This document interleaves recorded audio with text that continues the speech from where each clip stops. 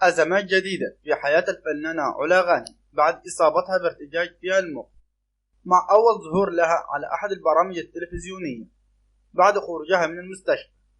حلت الفنانة علا غانم ضيفة في برنامج تلفزيوني، وخلال حوارها مع قناة الشمس أعلنت الفنانة عن مفاجأة من العيار الثقيل، حيث أعلنت أن زوجها كان يقوم بتصوير فيديوهات لها دون علمها منذ اليوم الأول من زواجهم، بل أرسل لها بعضها حتى يقوم بتهديدها.